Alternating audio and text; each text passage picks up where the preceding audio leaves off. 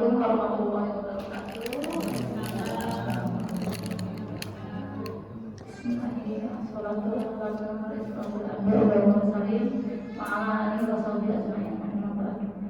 Alhamdulillah kita masih diberi nikmat untuk dapat hadir di taman surga ini untuk kajian yang hadir. Untuk persingkat waktu boleh saya langsung satu saja ya. Silakan. Bismillahirrahmanirrahim.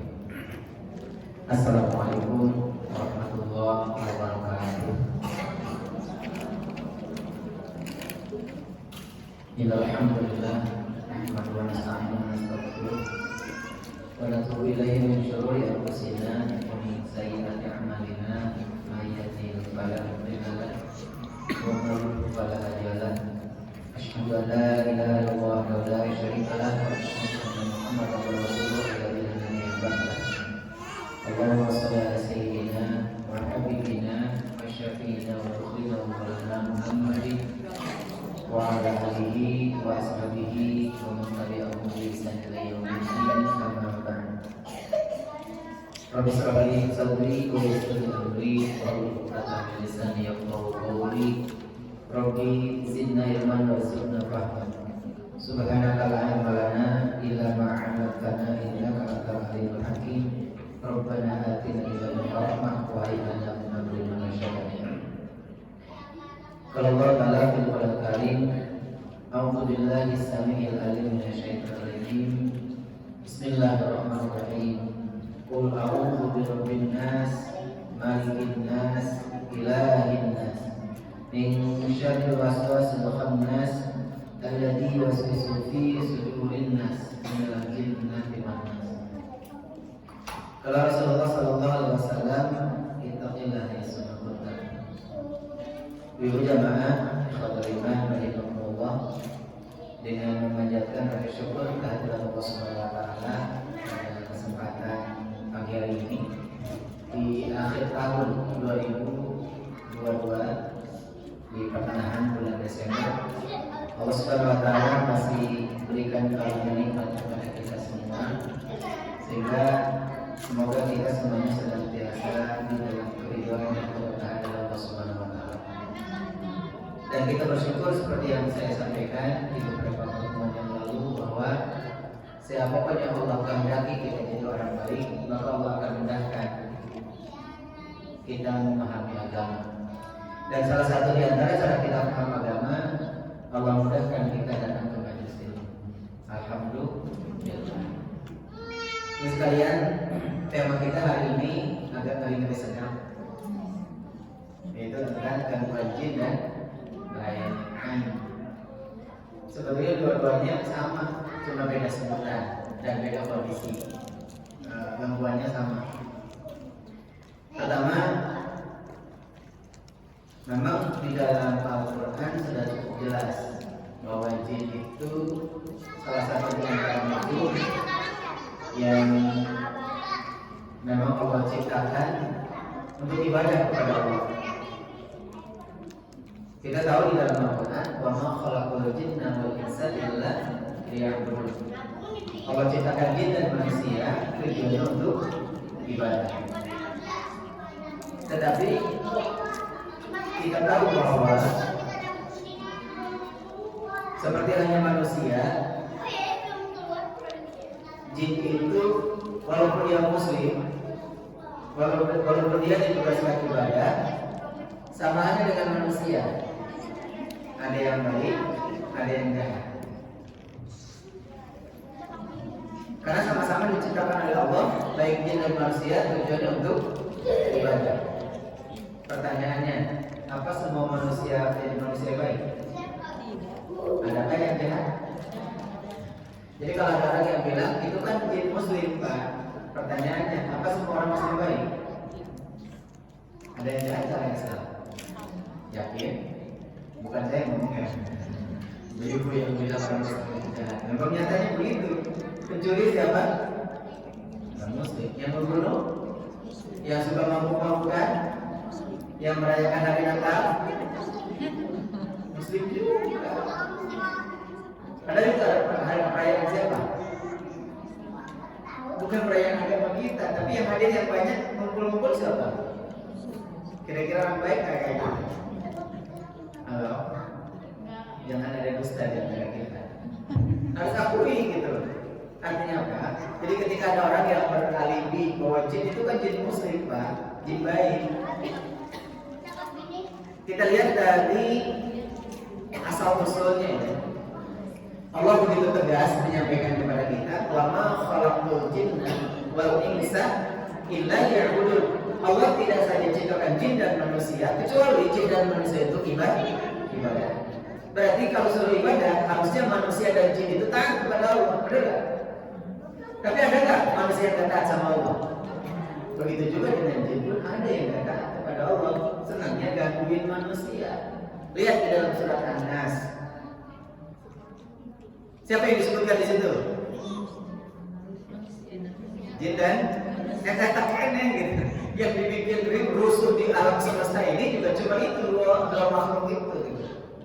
Makanya Allah perintahkan kepada kita agar berlindung kepada Allah dengan doa-doa perlindungan. Bahkan tadi diperintahkan Allah, "Qul a'udzu birabbin nas." Katakan wahai Muhammad, ajarkan kepada kaum muslimin atau kepada manusia agar berlindung kepada Rabbnya manusia.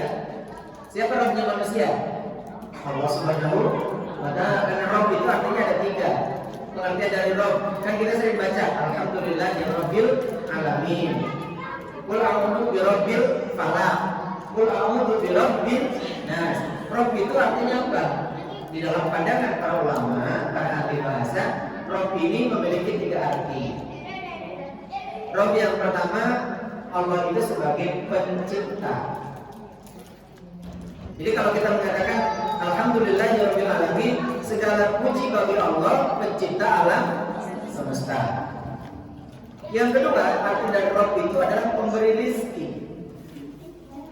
Jadi nggak mungkin Allah menciptakan makhluknya kalau tidak dibekali dengan rezekinya.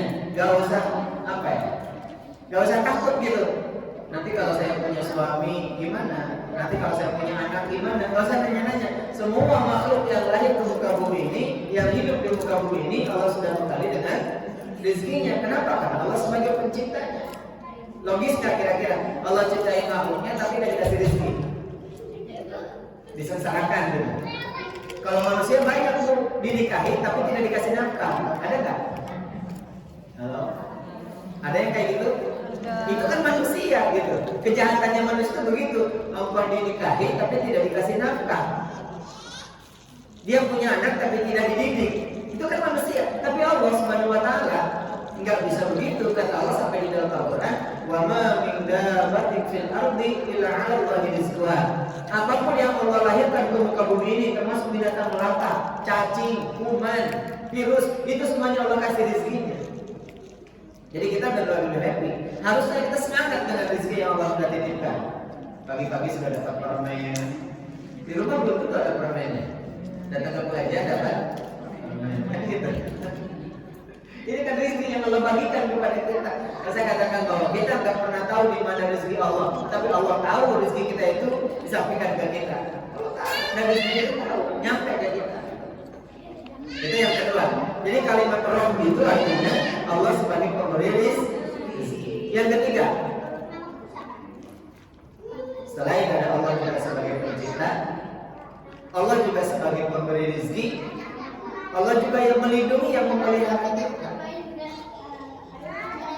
Makanya kata Allah baca di dalam surat Al-Baqarah di dalam ayat kursi, Allah mengatakan wala ya'udzuhu hifdzuhuma. Aku yang memeliharanya, aku yang bertanggung jawab terhadap manusia. Jadi nggak usah khawatir gitu. Ada yang bertanggung jawab kepada kita. Siapa? Allah Subhanahu wa ta'ala. Itu kalimat dari Rabb yang memelihara. Itu adalah Allah. Yang melindungi kita, akidah yang memang harus kita mutlak. Jadi ketika kita bicara tentang Qul a'udzu birabbil falaq, atau ketika kita bicara tentang alhamdulillahi rabbil alamin, segala puji bagi Allah yang telah menciptakan kita.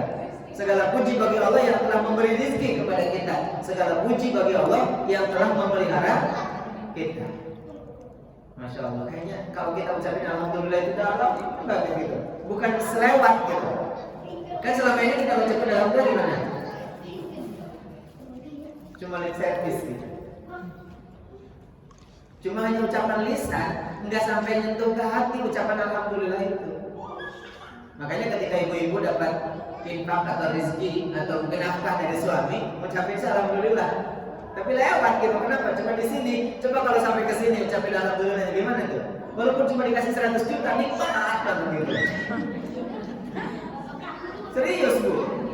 Enggak nolak gitu kan. Saking syukurnya ya, dikasih 100 juta, ya Allah terima kasih ya Allah, alhamdulillah ya Rabbil Alamin gitu. Bener gak? Enggak kebanyakan. Tapi giliran dikasih 100.000, cukup apa? Langsung bilang begitu. Ya kan? Buat beli air aja nggak cukup. Skincare dan sebagainya, pikirnya begitu aja gitu. Merawat kecantikan wajah dan tubuh kita serahkan secara duniawinya. Merawat kecantikan nanti dengan datang ke majelis taklim.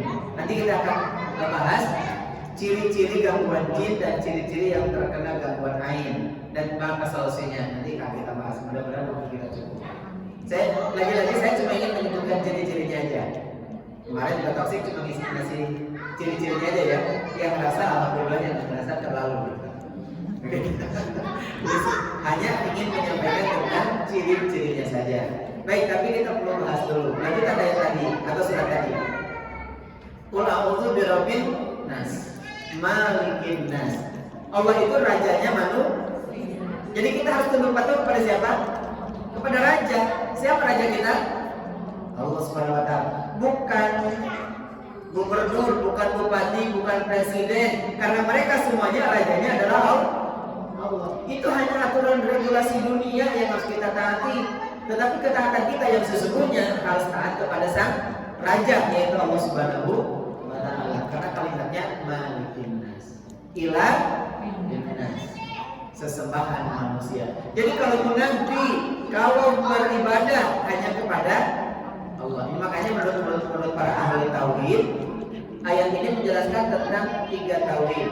Ada tauhid rububiyah, tauhid mulkiyah tentang kerajaannya Allah, dan yang terakhir adalah tauhid uluhiyah tentang penghambaan diri kita kepada Allah Subhanahu wa taala. Kenapa kita harus berlindung kepada Allah? Lihat lanjutan ayatnya apa? Kenapa kita harus berlindung kepada rajanya manusia? Kenapa kita harus berlindung kepada sesembahan manusia? Kenapa kita harus berlindung kepada Rabbnya manusia? Karena alladzi yuwaswisu fi sudurin nas. Ada makhluk yang selalu ngobok-ngobok hati. Sudur. Di kalimat itu adalah kata-katanya adalah sudur. Ibu boleh searching di Google. Sudur itu apa? Sekarang yang punya HP, yang megang HP, manfaatkan HP-nya, cari kata-kata sudur. Ya, di dalam Google itu sudur itu apa? Diterjemahkan, sudur itu dada. Tapi yang sesungguhnya sudur itu apa? Yang sudah ketemu boleh kita sharing, boleh dibagi. Apa kata-kata sudur? Dia sudah membuka.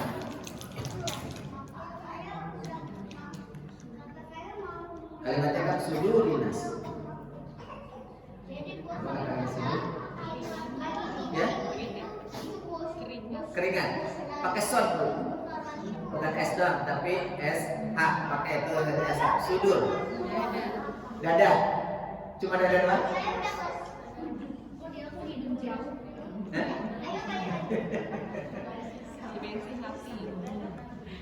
Iya Bu, tadi lagi? Dimensi hati. Dimensi hati, oke. Lanjut, yang lain? Dimensi hati. Ada yang berbeda? Menjauh? Waduh, menjauh.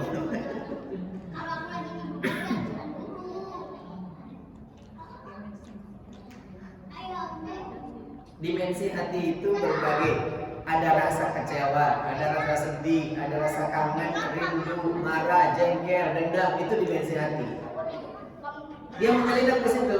Ada yang lain menemukan. Berisi apa?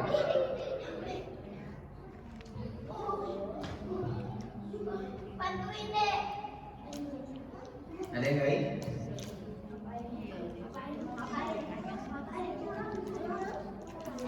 Memang diterjemahkannya kalau dalam bahasa Arabnya sudur itu adalah dada. Tapi yang dimaksudkan itu bukan dada secara fisiknya, tapi apa yang terlindung di dalam dada, dimensi hati tadi. Isinya, yaitu tadi hati bisa punya rasa yang aneka rasa, nano-nano. Iya kan? Ada rasa jengkel, kecewa, marah, rasa kangen, rindu, benci, dan dapet, ada di situ semuanya. Bad mood itu sumbernya dari situ, dari dimensi hati. Makanya kita harus berlindung kepada Allah dari makhluk yang memang sengaja untuk mengobok-obok dimensi hati.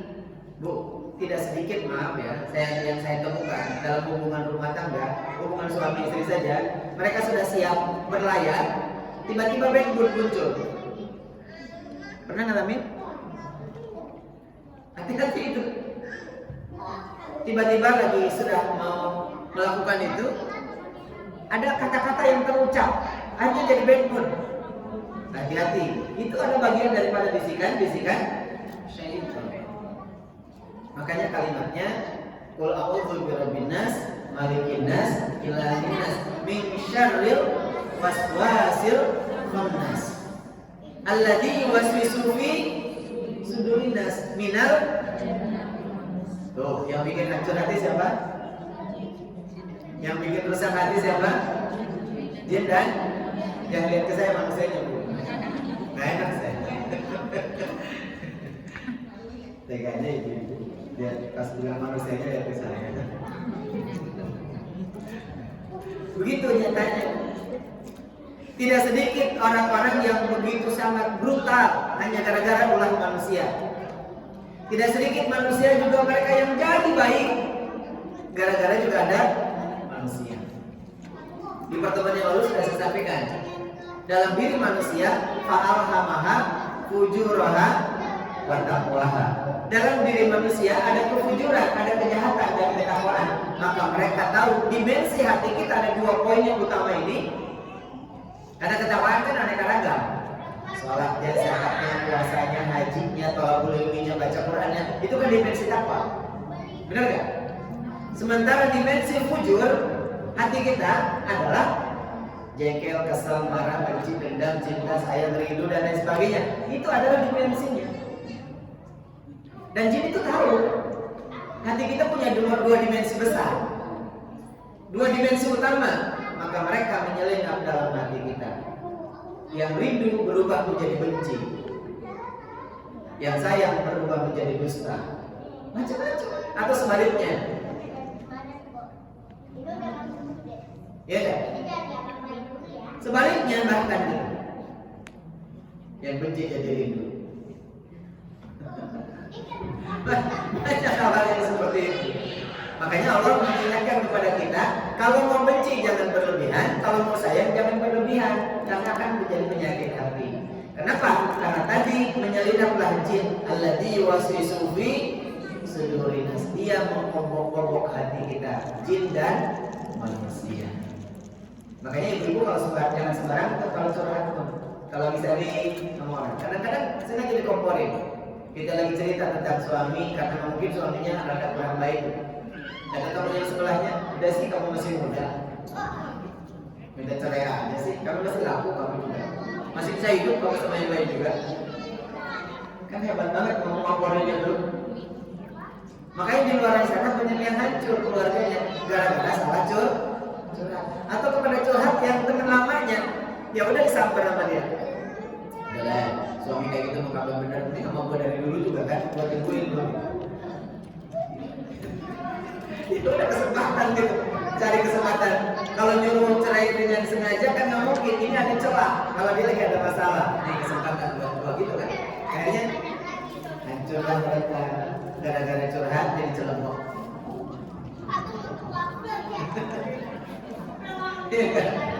Masalah itu sedang terjadi dan itu tidak terlepas dari bisikan-bisikan syaitan. Gitu ya Bu. Ini harus dipahami secara utuh bahwa yang merusak hati kita, bisikan-bisikan dalam kejahatan itu tidak ada lagi kecuali dari dua faktor. Pertama dari nafsu kita, karena disebutkan di dalam Al-Quran, innan nafsa la'amalatun bisu. Sungguh nafsu kita mengarah kepada keburukan. Yang kedua, ada makhluk yang sudah MOU dengan Allah Subhanahu wa taala, mereka akan goda kita dari depan, dari belakang, dari kanan dan dari kiri. Kata Allah, silahkan kalau kamu mampu goda mereka itu, kecuali mereka-mereka yang ikhlas dan sholat. Orang-orang yang ikhlas dan orang-orang yang masih sholat itu tidak akan terkena penyakit ain dan termasuk penyakit jin tadi atau gangguan jin tadi. Ikhlas dan sholat. Siapa yang disebut dengan ikhlas? Siapa mereka yang disebutkan ikhlas? Ikhlas yang dimaksudkan adalah mereka tidak pernah mempersekutukan Allah.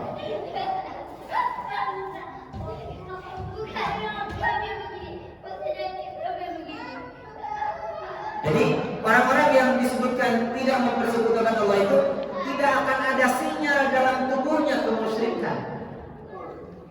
Kalau seseorang sudah mempersekutukan Allah, maka sinyal kemusyrikan ada di hatinya, maka siapapun akan datang. Kenapa? Karena ada sinyal. Nomor kita cuma satu, tapi bisa ditelepon oleh berbagai jenis nomor. Benar nggak? Nomor saya cuma satu, nomor telepon saya, tapi kontak saya sampai 4.000 lebih yang pernah menghubungi ke saya. Artinya apa? Kontaknya cuma satu, tapi yang menghubungi ke saya, yang saya simpan ya, belum yang nggak disimpan. Sangat banyak. Artinya apa? Kalau dalam diri kita ada potensi gangguan jin, maka jin-jin yang lain akan mencoba masuk dalam tubuh kita. Dan sumber masuknya jin itu dari kemusyrikan. Percaya sama jimat, sama wafak, sama jampe-jampe, isi-isi, suruh, kendit, bangkai, gunting, percaya kucing lewat, kupu-kupu, kedutan, mimpi, itu semuanya sumber-sumber pintu-pintu masuknya.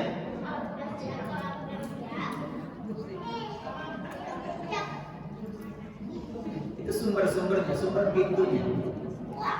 Makanya kita harus berusaha untuk menutup semuanya. Termasuk ibu-ibu, pintu-pintu jin yang masuk tadi bukan hanya sekedar itu, termasuk maaf. Ini sudah viral dari semenjak saya belajar ruqyah tahun 2000-an. Ada seorang hafizah, seorang akhwat, ibu-ibu, dia menghafal Al-Quran, tiap hari ngaji, tiap hari murojaah. Tapi dia terkena gangguan sihir, gangguan jin. Apa yang terjadi? Sambil masak, gendong anak dalam keadaan haus, dia saking riwurnya minum pakai tangan kiri. Maka kata jin, dia masuk lewat tangan kiri itu saat dia minum. Itu pintunya, pintu masuknya. Saat kita masuk rumah tanpa mengucapkan salam, maka mereka ngintil semuanya tuh. Yang di sana banyak tuh jin itu masuk dalam rumah kita semuanya. Ditungguin tuh sama jin semuanya. Nih, si Bu ini mau masuk rumah nih. Nih, si Bu ini mau masuk rumah nih. Ditungguin tuh sama rombongannya tuh. Ketika masuk tidak udah mengucapkan salam, ngikut semuanya. Masuk ke kamar juga tidak mengucapkan salam. Ketika tidur tidak dikeprik dulu tuh tempat tidurnya. Dipukul baca ta'awun atau baca a'udzubikal ditambah misalkan makhluk. Maka dia juga akan ikut tidur bersama-sama. Lagi-lagi ketika dia menghubungkan suami istri dia baca doa, maka yang menghubungi istrinya adalah si jin itu terlebih dahulu sebelum suaminya. Gimana coba, tidak begitu sangat dahsyat. Ketika ibu makan dan minum tidak baca bismillah, apalagi menggunakan tangan kiri, maka yang pertama kali makan dan minum adalah si makhluk itu. Ibu tinggal sisa-sisa rasanya. Makanya sehemat apapun makanan yang enak, di lidah itu tidak terasa nikmat. Kenapa? Karena rasanya sudah diambil sama mereka. Karena ibu tidak mengucapkan bismillah, tidak berlindung kepada Allah Subhanahu wa taala. Begitu besar pintunya gangguan. Gitu ya. Baik. Terus sekalian baca Allah Subhanahu wa taala.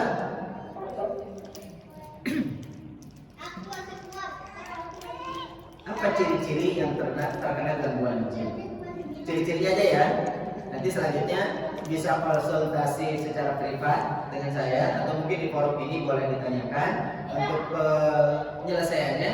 Bisa juga nanti mungkin berarti kita mengadakan rukyah masal untuk selesai bersama-sama, atau mungkin nanti secara mandiri. Nanti saya juga akan kasih tips-tips ringan untuk bisa dilaksanakan secara mandiri. Jika ada yang punya tanda-tanda, yang kedua, jika tidak ada tanda-tanda sebagai perlindungan. Boleh kan? Kalau berlindung, benar gitu. Sebelum terjadi, kalau kata orang gimana? Sedia? Nah, jadi harus pakai payung saat hujan. Ciri yang pertama, ciri-ciri orang yang terkena gangguan jin. Pertama, secara fisik. Ya, secara fisik. Secara fisik nanti ada bagian-bagiannya itu. Ciri-ciri yang terkena gangguan jin. Pertama, secara fisik. Satu, penyakitnya susah disembuhkan. Berapa lama nggak sembuh-sembuh?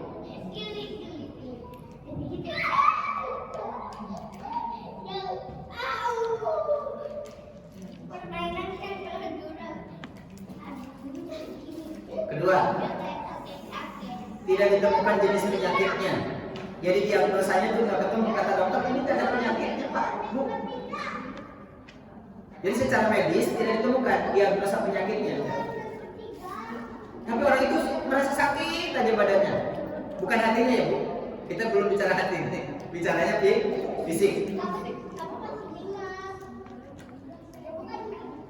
Yang ketiga, sakitnya pindah-pindah.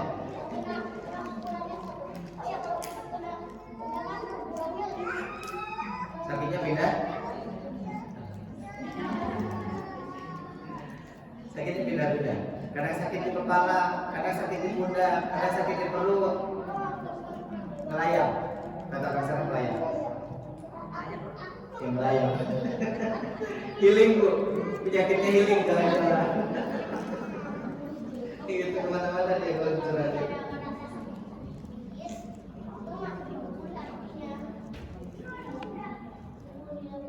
Terus yang keempat ya, kambuhnya di waktu tertentu. Kambuhnya di waktu tertentu. Misalkan jam 12 malam rasa, atau pagi-pagi. Setiap pagi pasti ngerasa, atau setiap sore. Pokoknya kambuhnya setiap waktu tertentu. Kalau cuma saya mengawanci, waktu tertentu munculnya. Mungkin malam hari, mungkin siang hari, mungkin pagi hari. Jadi begitu datangnya. Makanya ada orang yang sampai ketakutan. Kalau biasanya munculnya jam 5 sore, kalau sudah menjelang jam 5 sore, dia udah karuan. Karena pasti penyakit ini muncul gitu. Ada yang sampai ke gitu. Akhirnya terganggu psikologinya. Itu paling tidak itulah. Ya, paling tidak itu yang secara umum. Secara khusus lain lagi nanti kita bahas. Ada yang sakit di kepala kayak vertigo, ada yang di pundak seperti halnya kolesterol dan sebagainya. Itu turunannya. Tapi secara umum itu. Secara umum ya. Gangguan secara fisik, karena gangguan jin secara fisik ada berapa? 4. Satu, sakitnya menamun, susah sembuhnya. Udah nabrak kemana-mana berobat tapi juga nggak sembuh-sembuh. Yang kedua, tidak ditemukan diagnosanya jenis penyakitnya apa. Ini kenapa nih? Wah, kata dokter ini mah kurang uang. Oh cocok. Kalau itu paling cocok tuh penyakitnya yang paling ditemukan. Yang ketiga, pindah-pindah. Ada di kepala, ada di pundak. Yang keempat, waktunya tertentu. Itu secara fisik. Adakah evaluasi nanti kita? Yang kedua, ciri secara psikis. Kejiwaan kita, batin kita, hati kita tadi ya, hatinya.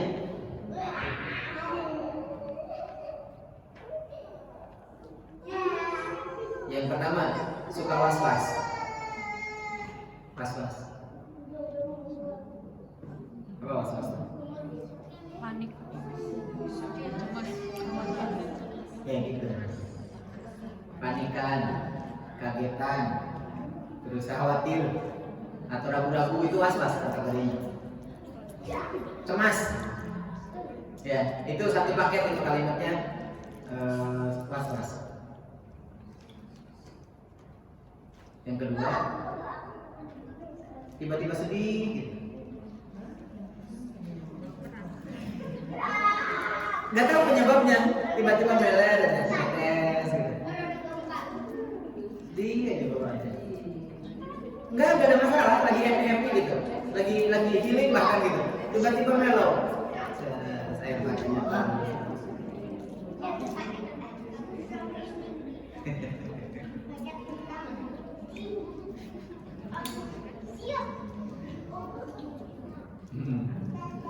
Itu secara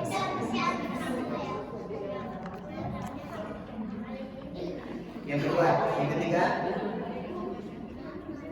marah tanpa sebab. Marahnya tiba-tiba tapi tanpa sebab. Uring-uringan gak karu-karuan. Siapa kena sasaran? Anak kena semprot, suami kena marah, tetangga kena monyong, dan semuanya. Gak jelas. Kata orang OJP, orang jelas bisa. Makanya teman suka bilang, lo kenapa ya? Tadi perasaan masih ketawa-ketawa, kok sekarang kayak begini nih? Ada apa yang begitu? Karena ada kesambut apa ya?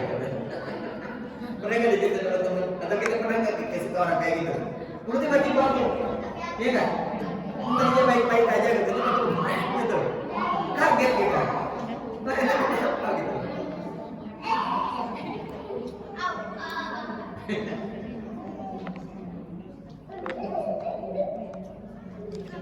Tiba-tiba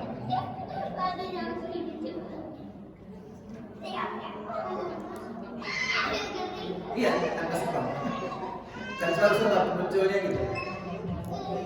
Sekaligus.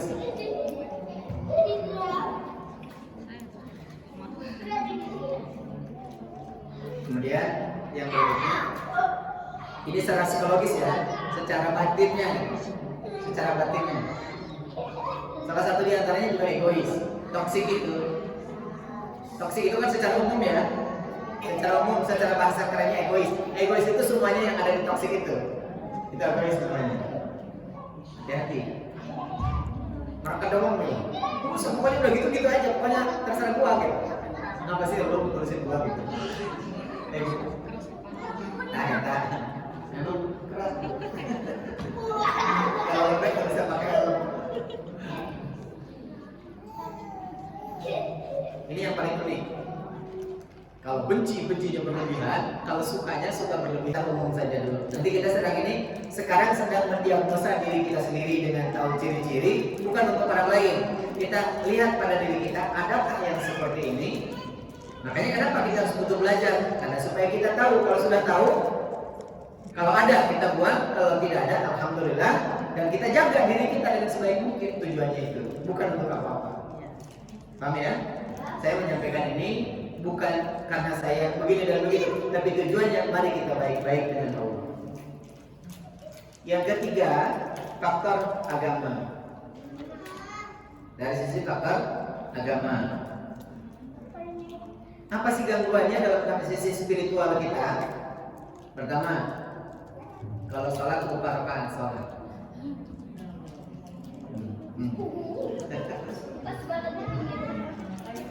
Tiga tambah 4. Tadi sudah baca Fatihah belum? Tasyahud awal atau belum? Perasaan belum baca Fatihah ya? Kecaprak gitu ya? Salatnya kecaprak. Tahu kecaprak? Bukan kecapraknya lagi, bukan pikirannya yang melayang-layang. Kenapa? Karena tadi was-was sudah baca Fatihah belum? Baca Qurannya belum? Tahiyat awal belum? Pokoknya gitu tuh. Atau bahkan sampai lupa rakaatnya 4 atau 3 ya? Begitu. Saking hebatnya kegangguan. Karena kalimatnya alladzi yuwaswisu fi kita yang memiliki was-was.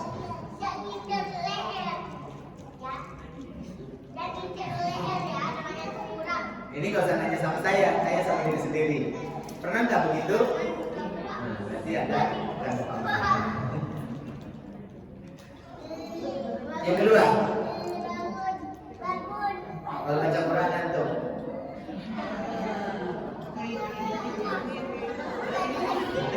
Rasa.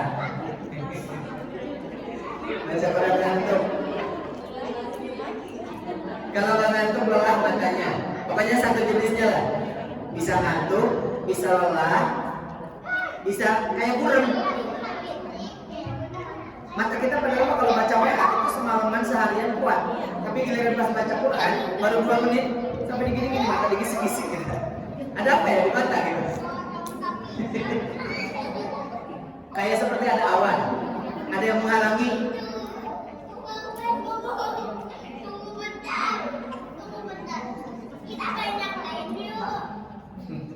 Itu yang besar-besar. Yang ketiga, berat kalau bangun pagi. Mau bangun pagi pas salat subuh tuh, aduh gitu. Udah digigit-gigit gitu, udah digini-gini juga masih. Susah kalau mau bangun tuh susah. Berat.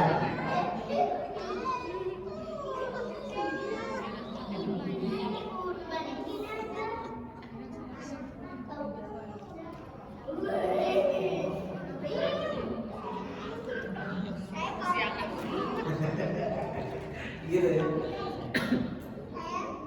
Mau bangun subuh tuh kalau sholat subuh tepat waktu itu luar biasa beratnya. Terakhir, berat melakukan ibadah secara umum. Mau sedekah, emang bawaannya. Mau ke pengajian, malas bisa dengan alasan ada cucian, ada setrikaan, ada suami, ada ayah, ada ibu gitu. Ada alasannya. Lebih-lebih lagi mau ngaji, gak enak pak, ustadznya itu. Alasan, ustadz pakai alasan. Aja ustadznya pakai alasan memudahkan ustadznya dia. Emang kenapa ada masalah dengan lo gitu ustadznya? Masih. Kadang-kadang saya suka mikir ya. Ada yang suka gitu tuh. Gak enak kan mau dia kalau dia ustadznya. Kenapa gitu sih? Ngaji aja sih, kita ambil ilmu kok. Bukan ngambil ustadznya. Kalau ngambil ustadznya dimarahin istrinya ntar. Ya kan? Ambil ilmunya aja udah. Jangan ngambil ustadznya. Itu secara umum dalam ibadah. Terakhir, ekonomi dan rumah tangga. Ini yang 4 cirinya ya, ekonomi dan rumah tangga. Kalau ciri-ciri secara ekonomi, usahanya biasanya selalu gagal money. Bahkan kalau buka toko, buka warung, buka usaha, itu kata orang, kalau tokonya tutup aja, padahal buka.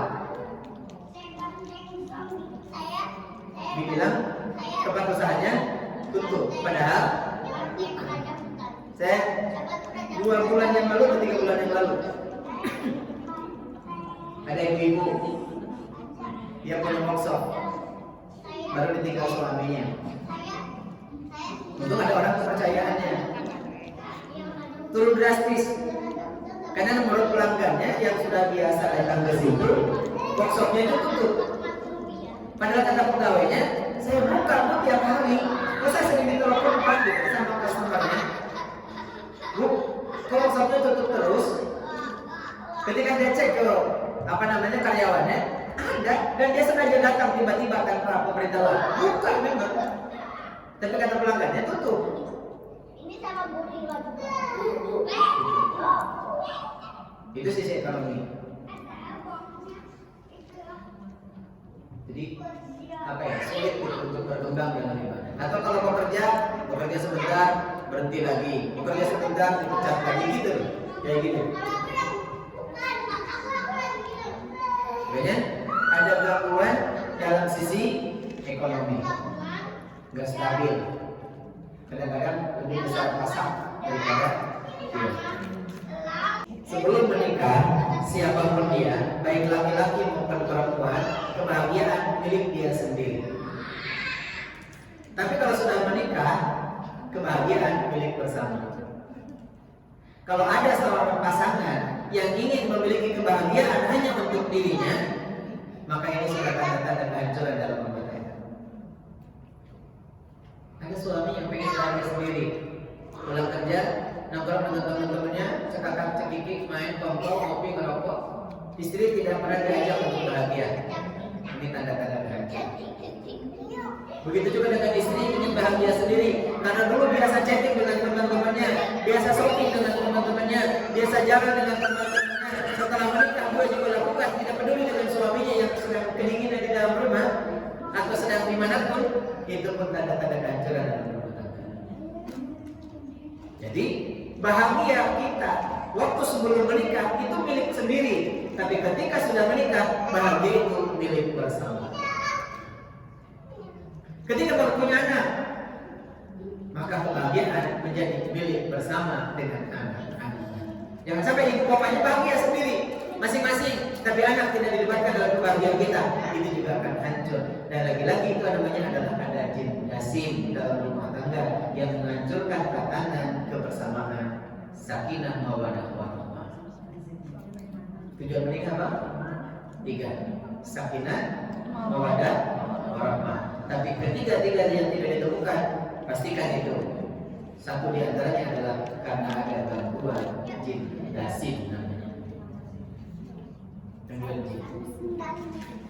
Baik, gitu ya.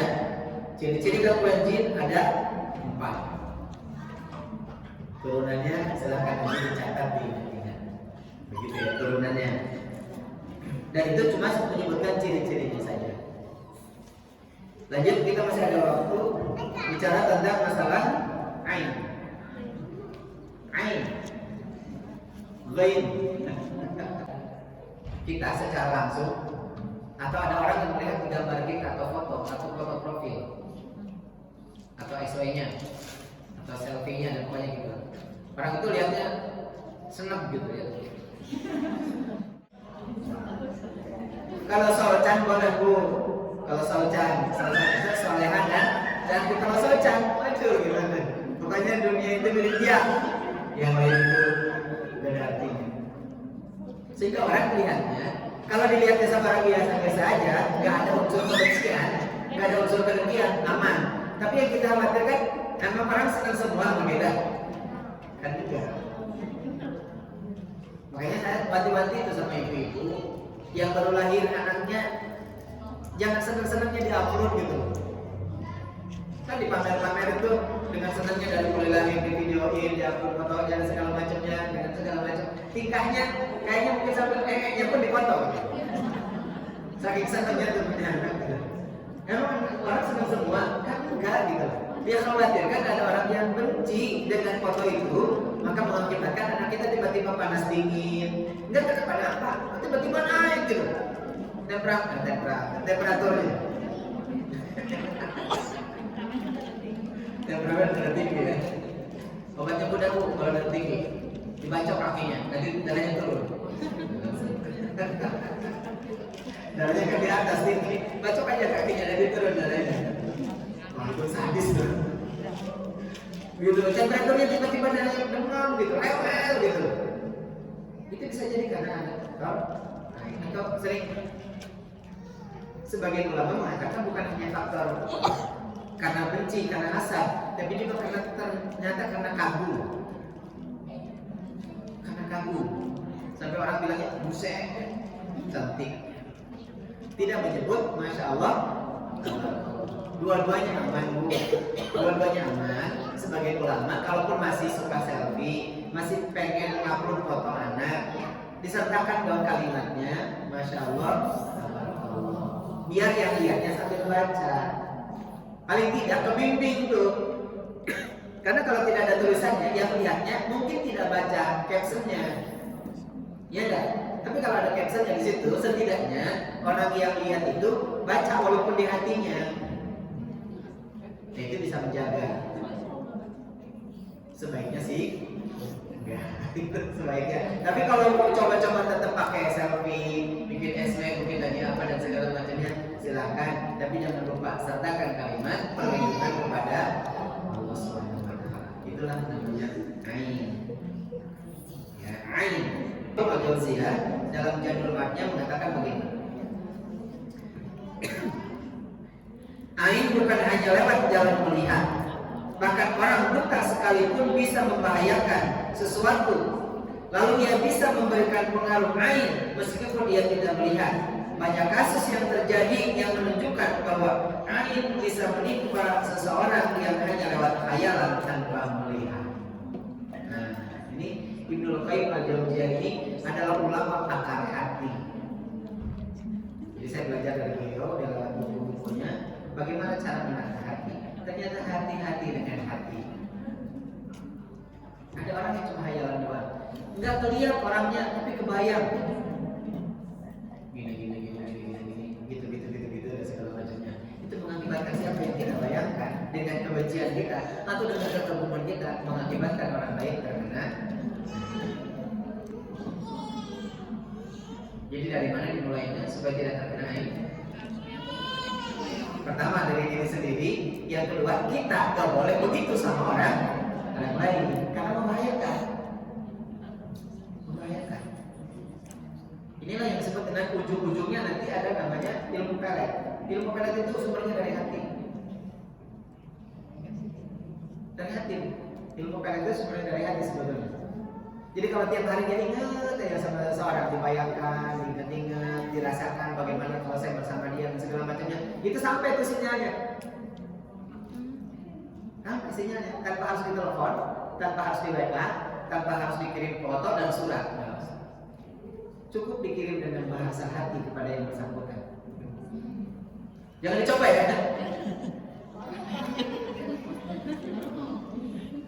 Baru mau apa? Mau dicarikan? Nggak boleh, kecuali untuk pasangan. Kalau untuk pasangan boleh. Vibrasi hati yang dimunculkan adalah bentuk rasa sayang dan cinta. Maka dia pun akan balik ke kita sayang dan cinta. Bu, kalau pengen suaminya menyayangi dan mencintai sepenuh hatinya, maka genggamlah hatinya dengan hati kita. Kalau menggenggam suami hanya dengan lisan kita lewat telinganya, lewat ke sini. Benar kan? Pagi-pagi mana di telinga kanan? Pulang-pulang udah kosong itu. Kenapa? Lewat semua ke sebelah kirinya. Jadi besok kamu lagi lewat kirinya, lewat sebelah kanan. Udah, akhirnya nyesap di sini. Ya Allah, suami saya gini-gini amat ya, sampai rasa nyesal nikah sama dia. Coba saya nikah sama pacar saya dulu, baik kali ya. Baik kali katanya. Itu pun belum tentu bilang kali gitu. Kalimantan. Kadang-kadang ya. Udahlah, gak usah menghayal yang sudah berlalu sudah tinggalkan. Sekarang memperbaiki diri saja, ibu. Sekali lagi ini ilmunya ya. Ilmunya ini hanya ngurusin hati doang. Caranya tadi, kalau kita ingin disayangi dan dicintai oleh pasangan kita, sampaikan vibrasi hati itu kepada pasangan itu dengan sebuah sayang dan cinta kepadanya. Jangan ada kebencian, jangan ada rasa jengkel, jangan ada gap di antara hatinya dari diri kita. Terus tebarkan kasih dan sayang kepada suami itu, maka dia pun akan dengan tiba-tiba menyayangi sepenuhnya hati. Cobain aja. Karena saya bukan orang, saya pelaku utama. Saya merasakan anak-anak sama. Mungkin ada rasa jengkel sama anak dia, rasa kesal sama anak dia, tapi saya selalu tebarkan hati itu. Saya tebarkan rasa cinta dan sayang saya sama anak-anak. Hanya mereka sendiri. Begitu dekat dengan dia. Masya Allah, teman-teman coba dengan istilah. Ya, ini hati. Jadi kalau kita ingin merubah orang lain itu sulit, tapi kalau merubah diri kita mudah. Hanya saja jika sulit untuk merubah diri kita, lihat kepada gangguan tadi. Saya pengen baik sama dia, saya pengen baik sama dia, tapi susahnya minta ampun, ada saja halangannya. Hati-hati, itu berarti ada gangguan dalam diri kita sehingga kita tidak bisa berubah menjadi baik. Karena sesungguhnya yang harus baik bukan orang lain, yang harus baik adalah diri kita. Kemarin saya lupa mau kirim, bukan lupa ya karena saya tidak ada di grupnya. Nanti mungkin ke Desi nanti bisa. Jadi tetaplah jadi orang baik. Karena yang balas kita bukan orang, yang balas kita adalah Allah Subhanahu wa Ta'ala. Tetap aja berbuat baik buat kita. Ya kan? Jadi kembali lagi kepada pendapat Ibnu Qayyim al-Jauziyah bahwa siapapun mereka yang ketika dalam khayalan-khayalan yang muncul rasa yang mengakibatkan hasad ataupun takjub, itu akan menimbulkan aib kepada siapa yang dihasadi tersebut. Dan beliau mengatakan aib bisa ditimbulkan dengan melihat pada gambar seseorang secara langsung bisa hanya dengan mendengar lalu dihayalkan dan terkenal ain. Dan kita harusnya adalah memohon pertolongan kepada Allah Subhanahu wa taala. Jujur Bu, saya kadang-kadang ya sebelum saya geluti lebih dalam, kenapa ya tiba-tiba ketika habis isi acara itu kadang-kadang agak sedikit demam. Serius, bukan meriang ya Bu. Kalau meriang merindukan enggak itu. Tapi saya dalami, bisa jadi ketika saya isi taklim ada orang yang memang mungkin suka dengan apa yang saya sampaikan, yang disampaikannya ya bukan sama orang, tapi juga senang banget Ustaz kayak gitu. Ada juga, dan sampai ke telinga saya. Ya ada orang yang care ke saya karena cerita, Ustaz mau tahu nggak kemarin gosip saja, enggak emang jujur, yang mau maksud saya bilang begini. Makanya saya nggak usah mikirin itu sekarang. Orang mau memandang saya baik, alhamdulillah. Kalau saya dipandang buruk, alhamdulillah. Karena itu sebagai introspeksi buat saya. Tapi saya harus bercoba untuk berlindung. Makanya tadi setiap doa di awal saya berlindung dulu kepada Allah, agar apa yang saya sampaikan itu menjadi sesuatu yang baik buat saya. Begitu. Ini masalah dalam kehidupan kita. Makanya Bismillah tawakkaltu ala Allah. Ketika mau berangkat kemanapun harus diutamakan. Ketika tawakal sama Allah, Allah yang melindungi kita. Sekaligus juga baca dalam perlindungannya. Untuk di kalimat kita ini. Itu yang berkaitan dengan ain. Nah sekarang apa solusinya? Gangguan jin, gangguan ain, apa yang harus kita lakukan? Ada solusinya yang bisa kita lakukan. Buka surat Yunus ayat 57. Yang Allah panggil siapa di situ? Allah memanggil kepada siapa? Manusia. Ketika dibahas dalam surat An-Nas, siapa yang Allah panggil? Manusia juga. Iya enggak? Iya. Ya ayuhan nas. Karena yang Allah sebutkan di dalam surat An-Nas itu yang akan digoda was-was itu siapa? Manusia. Di dalam apa? Yang was-wasnya sujud. Benar enggak? Ini obatnya Bu. Manusia dilahirkan oleh Allah, diciptakan juga pendampingnya ada namanya jin. Manusia akan ada was-was di sudurnya. Maka dalam ayat ini Allah mengatakan, ya ayuhan nas, wahai manusia. Disebut laki-laki perempuan? Tidak. Tua muda? Kecil anak-anak? Tidak. Semua yang berwujud manusia. Siapapun dia namanya manusia. Allah panggil semuanya. Wahai manusia, telah datang kepadamu mau'izah dari Allah. Kalau peringatan dari Allah itu apa? Wujudnya apa kalau peringatan dari Allah? Al-Quran. Kita nggak bakalan tahu perintah Allah, kita nggak tahu larangan Allah, nggak tahu peringatan dari Allah kalau nggak ada Al-Quran. Maka yang dimaksudkan mau'izah di situ adalah Al-Quran. Apa fungsinya di situ? Wasyifa ulima bis sudur. Bu, yang berpenyakit tadi di mana dalam di manusia? Di sudur. Yang Allah akan sembuhkan di sudur. Ya Bu? Cocok? Karena Allah yang ngomong. Yang sakitnya di hati, yang diobatinya di hati. Di situ bukan obat, tapi penyembuh, syifa. Ada yang namanya syifa. Tapi bukan syifa yang naik sepeda. Syifa sama ladusing. Ladusing. Lain lagi tuh, ada kan syifa sama ladusing. Itu ladusing itu pahlawan kesehatan. Udah beres urusannya baru datang.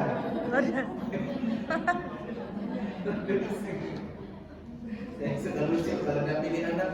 Waktu anak-anak sama si SD, saya dampingin aja gitu. Saya jelaskan gitu, karena setelah selesai saya jelaskan. Karena di situ ada unsur kemusyrikan. Iya. Ada unsur kebohongan, kita jelasin. Mereka dunianya bermain silakan, tapi kita harus dampingin.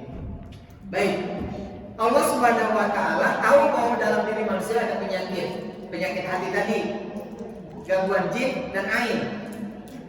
Maka Allah obatin dengan Al-Quran. Bahkan bukan hanya sebagai obat, tapi menjadi syifa ulima bisudur, menjadi penyembuh bagi hati manusia yang ada penyakitnya tadi.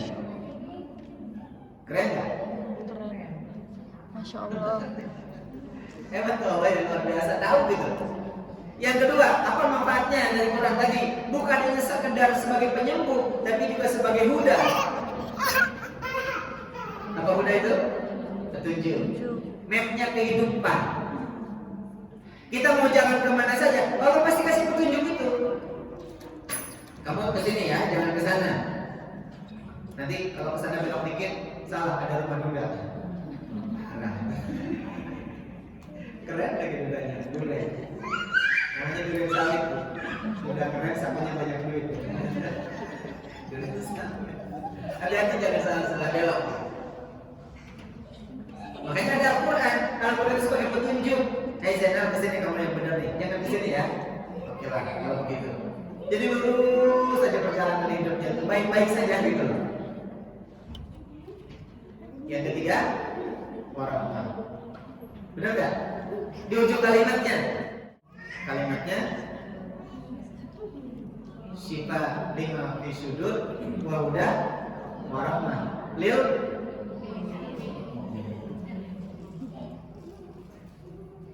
sebagai obat untuk hatinya yang terkena penyakit gangguan luar biasa tadi.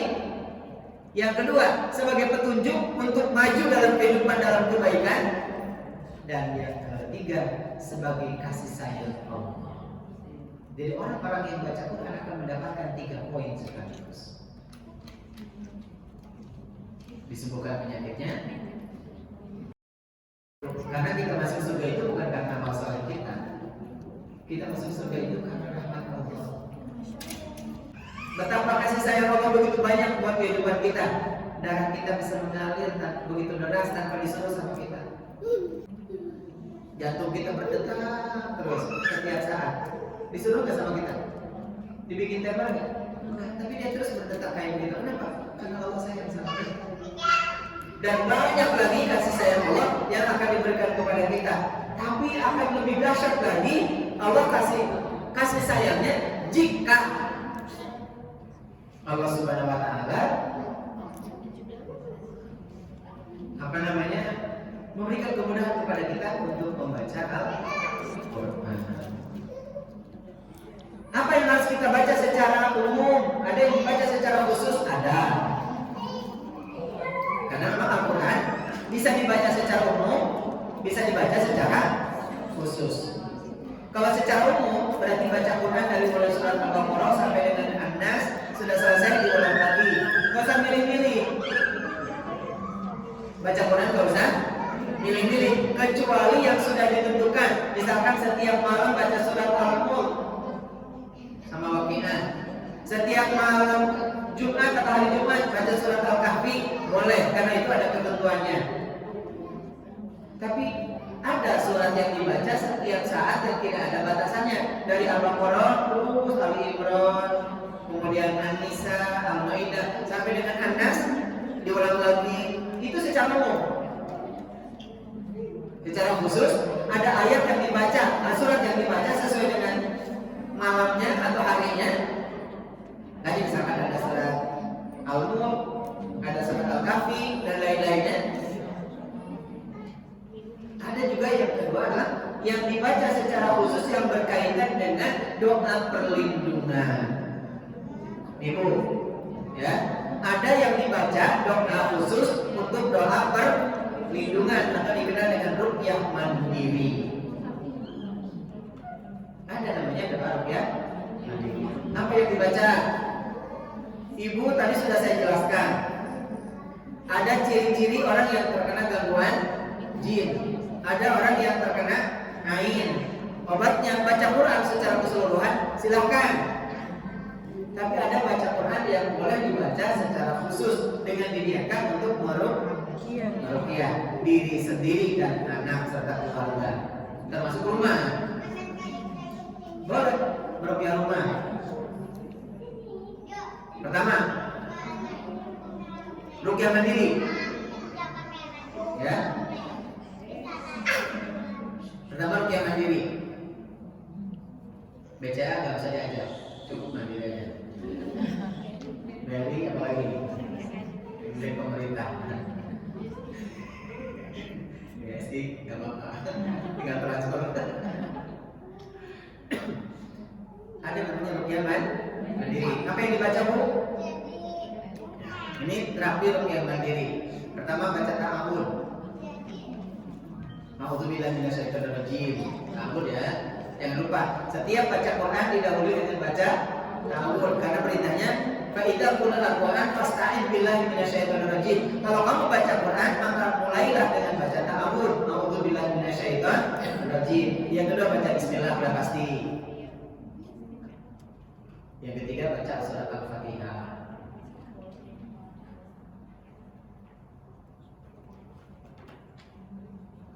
Yang keempat Al-Baqarah ayat 1 sampai 5. Yang ke-5 ayat kursi. Ayat kursi. Yang kursinya doang. Ayat sama kursinya. Keenam 2 ayat terakhir surat Al-Baqarah 285 286. Lillahi ma fis samawati wa ma fil ardh sampai selesai.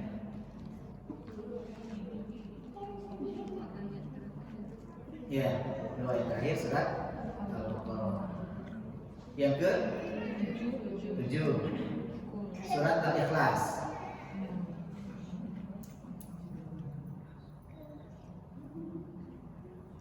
Yang ke-8 surat Al-Falaq.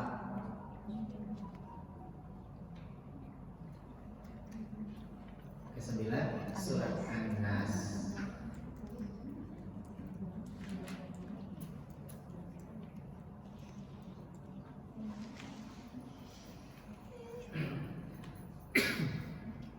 Surat An-Nas. Prakteknya gimana? Ya, prakteknya bebas. Pertama, bisa menggunakan metode tangan. Tangan kita didekatkan dengan mulut. Tempelkan karate chopnya. Ini karate chop namanya. Dekatkan dengan mulut.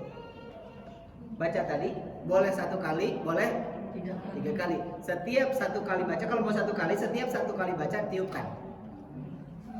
Kalau 3 kali berarti ditiupkannya setelah 3 kali. Dibaca.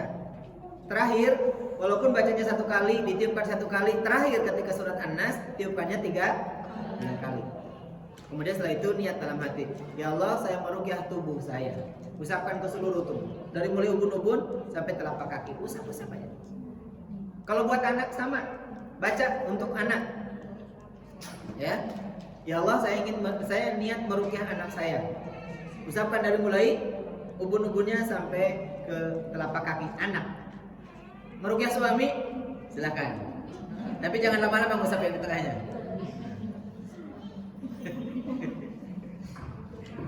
Kata suami, ngapain kamu ngusap-ngusap gua? Lagi diruqyah. Emang gua kenapa gitu? Bukannya lu yang suka marah-marah kata suami. Kamu yang diruqyah gitu.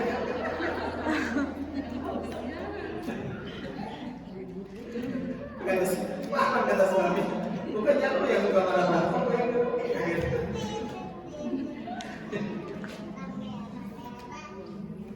Itu pertama dengan metode tangan. Yang kedua, bisa pakai metode air. Boleh airnya di botol, boleh di gelas, boleh di botol minum, boleh di mangkok, di bak mandi gitu. Atau ibu-ibu kan punya galon tuh, galon minum. Biar gampang, baca doanya di galon. Ya kan seluruh anggota keluarga bisa nih. Dan gak usah berulang-ulang kali dibaca. 1 kali baca, tamat dipakai. Enak kan? Baca di galon sebelum dipasang ke manis bisa bacain dulu. Boleh 1 kali, boleh 3. Dan disebutkan di situ, ya Allah, saya meruqyah saya dan keluarga saya, suami dan anak-anak saya. Karena diminum untuk semua. Gitu. Tapi lihat dulu tadi kan karakteristik di awalnya tuh, ciri-cirinya ada nggak? Kalau ada, kalau nggak ada, sebagai perlindungan. Itu namanya ruqyah mandiri. Jadi boleh menggunakan tangan, boleh menggunakan kaki. Kalau nggak sanggup, udah nggak kuat, tetap masih ada masalah, silakan hubungi nomor telepon saya. Terakhir yang ketiga menurut saya, jangan langsung ujuk-ujuk saya, lakukan dulu sendiri. Baiknya begitu. Kan begitu. Silakan minum obat dulu. Kalau tidak sembuh 3 hari, selanjutnya konsultasikan dengan dokter, kan gitu. Sama ini juga. Ibu belum dokter dulu, kalau ada nggak mampu, silakan konsultasikan dengan saya. Begitu maksud saya. Jadi nggak usah langsung ke saya. Coba dulu terapi-terapi itu sendiri. Jadi kalau ada tiba-tiba yang panas tadi itu apa? Atau ibu kalau misalnya masih bayi ya kayak gini nih, yang masih digendong itu boleh dicoba di ubun-ubunnya. Dicoba di ubun-ubunnya. Setelah baca, coba di ubun-ubunnya. Boleh. Itu yang berkaitan dengan doa ruqyah mandiri. Yang kedua, ruqyah rumah. Kalau misalkan di rumahnya terasa nggak nyaman, di rumahnya itu kamarnya ber-AC, kasurnya empuk, tapi tidurnya beda dua ya, kayaknya, soalnya banyak nyamuk. Rumah gampang, apa yang dibaca? Ibu baca surat Al-Baqarah sama Ali Imran. Al-Baqarah dan Ali Imran. Nggak boleh terputus. Ya, Satu surat. baca surat Al-Baqarah dan Ali Imran, 2 surat nggak boleh terputus. Nggak boleh ditunda masak dulu, nyetrika dulu, atau ngobrol dulu sama tetangga. Baca secara Tuntas. kayak minum tuntas. Tas. Gimana caranya? Boleh sendiri, boleh berdua sama suami, boleh bersama-sama dengan teman-teman mau kumpul di rumah. Misalkan gini, ibu kumpulin 10 orang. Kan dari surat Al-Baqarah sampai Ali Imran itu cuma 67 halaman, dibagi 10 orang. Dari ayat sekian sampai sekian, ayat sekian sampai sekian, ngaji bareng-bareng selesai. Gitu. Tiap orang, iya, tiap orang kebagian misalkan berapa halaman atau berapa ayat, bareng-bareng bacanya. Kayak nikah, kalau dulu di kampung pemikiran, karena harus Al-Quran. Makanya kan kalau di kampung itu cepat khatam, ya nggak? Karena bareng-bareng bacanya kayak gitu. Surat Al-Baqarah sama Ali Imran dibaca. Misalkan ada 7 orang atau mungkin 2 orang, berapa halaman emang? Bareng baca. Gitu. Boleh siapkan pakai metode air. Airnya bisa siapkan di mangkok. Kemudian airnya itu nanti buat diprot di seluruh ruangan. Yang tidak boleh adalah kamar mandi dan wastafel, yang nggak boleh disemprot. Dan buka suami nggak boleh. Jadi jangan sembarangan semprot gara-gara pengen udah rumah. Ada suami di rumah semprot aja. Wah, itu boleh yang cerita. Baik, itu saja sementara penghantar dulu. Nanti mungkin kalaupun bab ini akan kita perpanjang, nanti ada pertanyaan-pertanyaan dan lain sebagainya. Insya Allah akan kita coba diskusikan lebih lanjut lagi agar kita itu benar-benar Allah melindungi. Tapi kata kunci utamanya apa? Kembali membaca Al-Quran. Nah, itu yang paling utamanya. Ruqyah itu adalah yang kedua. Pilihan pertama baca. Jadi biasakan suaminya baca Quran, istrinya baca Quran, anak-anaknya baca Quran, sehingga bahagianya bersama-sama. Saya kata tadi, dulu sebelum menikah, bahagianya milik pribadi. Ketika sudah menikah, milik bersama kebahagiaan itu. Gimana caranya? Satu kebahagiaan itu adalah dengan cara membaca Quran bersama di dalam rumah. Itu pasti ada bahagia. Dan ketika suami diajak baca Quran, kemudian dia nolak, nah hati-hati. Berarti ada, nah gitu ada tanda kutip. Harus segera konsultasikan dengan ahlinya. Maka ada yang orang yang menolak ruqyah itu salah satu di antaranya gangguan itu ada. Gitu. Makanya di ruqyah itu ada jinnya, padahal sudah ngomong. Padahal jinnya lagi ngomong, karena nggak mau dimulai. Demikian sekalian, saya kembalikan ke pembaca atau langsung. Baik, sudah. Oh gitu. Saya pikir itu dulu sejenak tentang pembahasan kita. Insya Allah di pertemuan yang akan datang, kalau misalkan diperlukan untuk kita coba bahas lebih lagi, akan kita coba lihat. Kemudian ada beberapa hal pertanyaan yang masuk lewat. Ibu aku mau tanya buat besok. Ibu nanya ke saya. Maksudnya dikirimin ke saya. Ceritanya begini.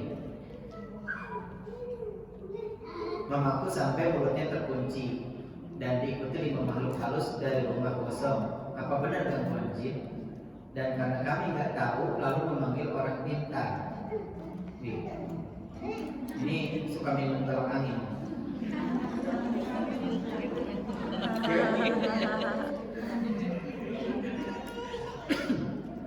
Pertanyaannya,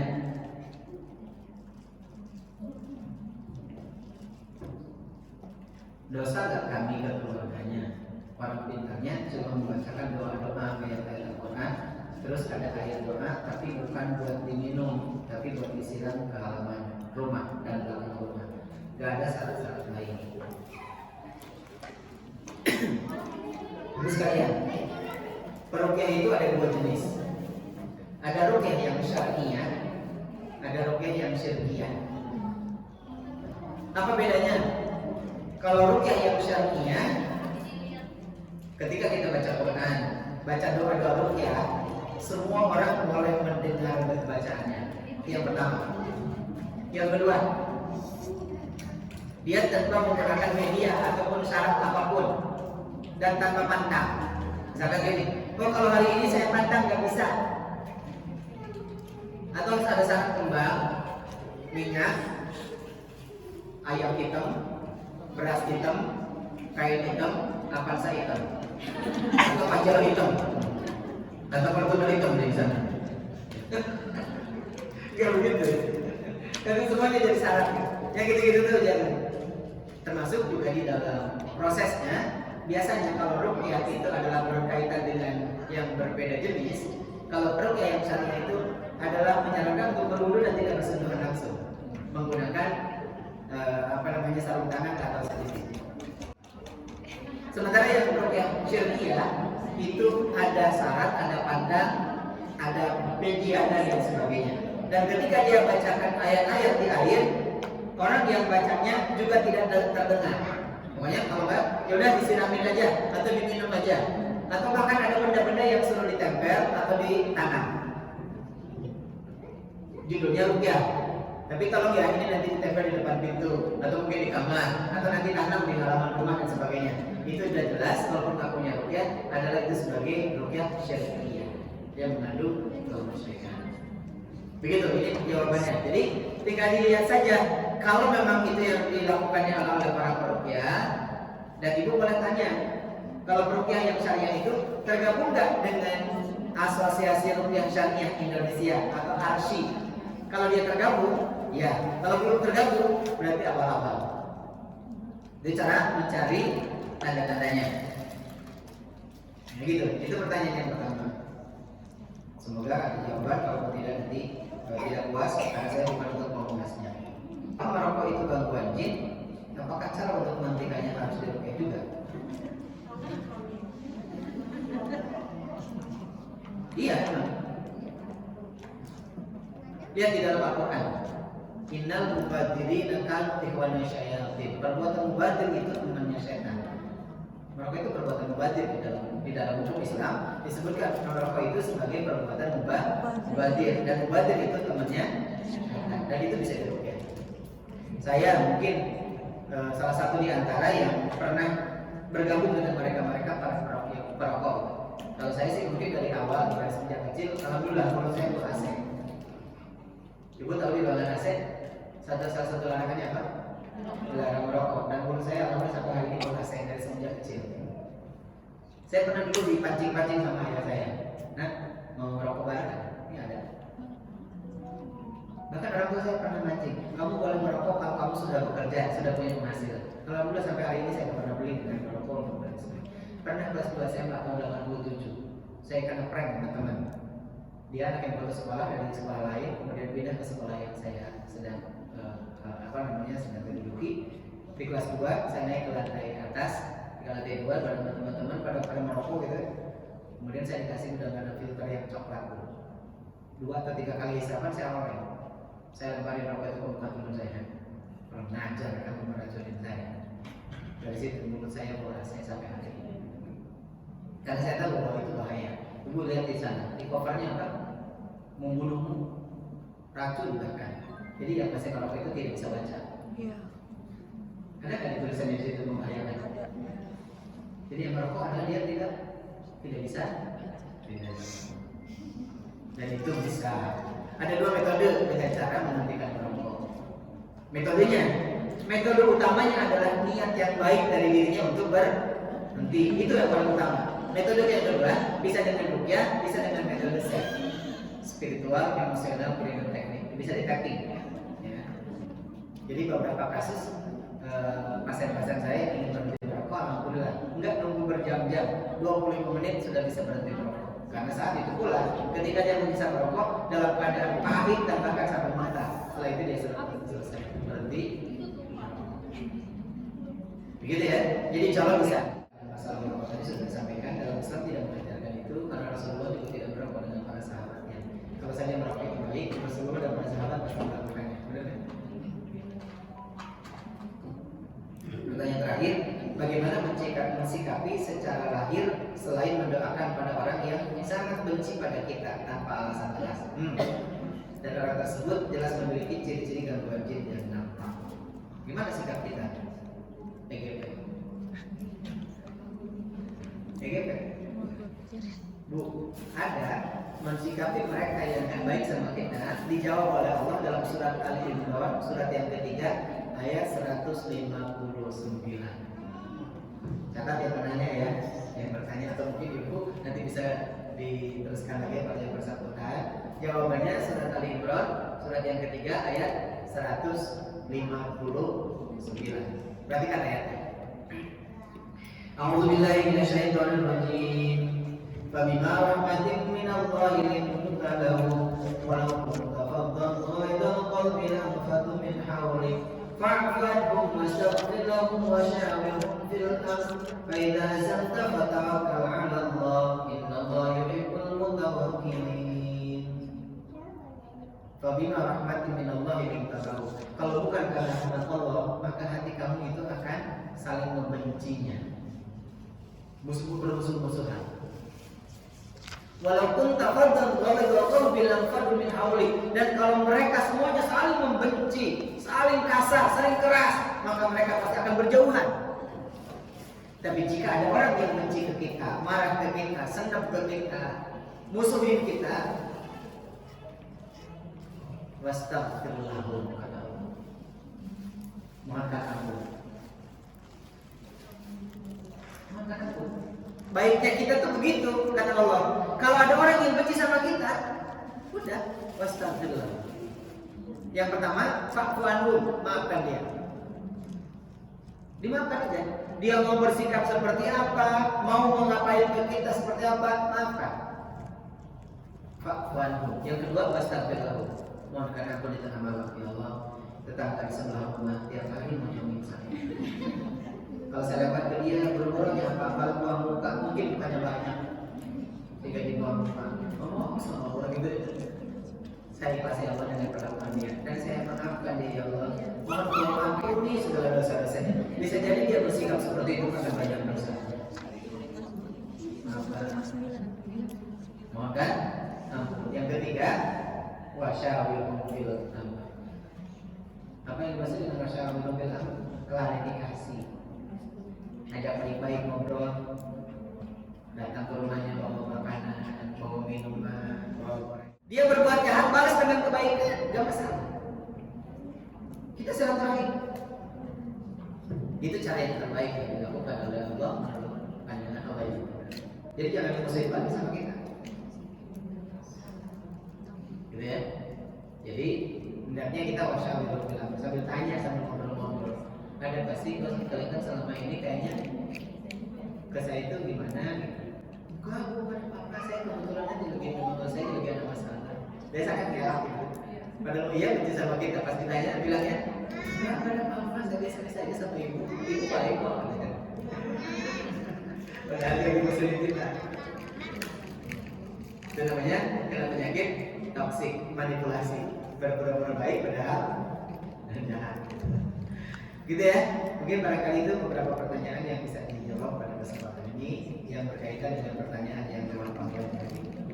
Ada yang komplain pertanyaannya? Cukup? Baik. Selanjutnya ada doorpress katanya?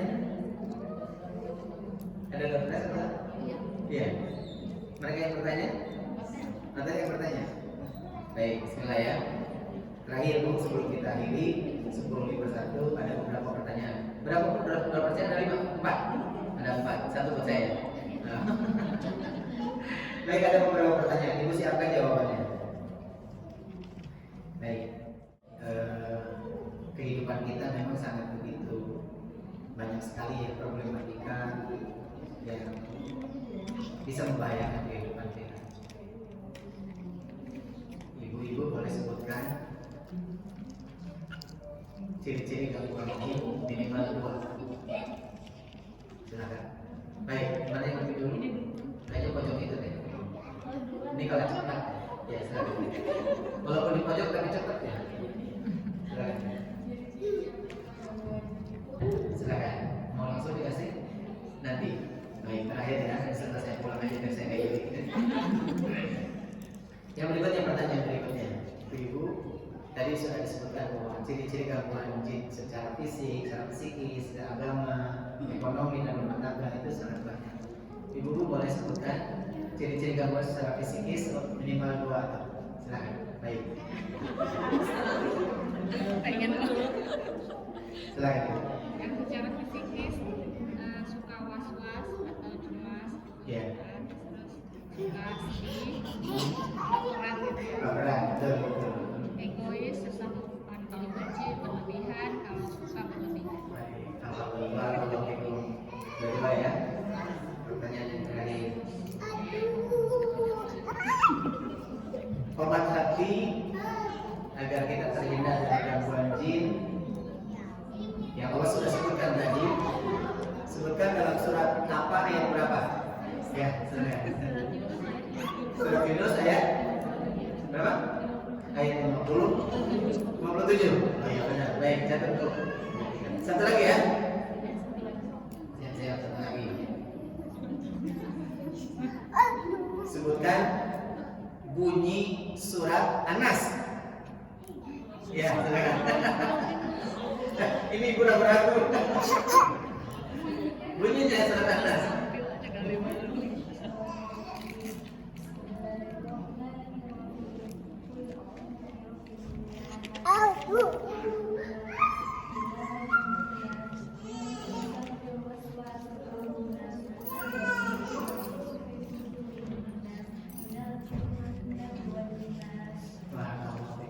Alhamdulillah, cukup. Demikian sekalian ya, semua rangkaian acara sudah kita jalani. Terima kasih semuanya. Mohon maaf kalau ada yang tidak berkenan, canda tawa saya. Sampai ini menjadi salah satu di antara jalan masuk dalam kita.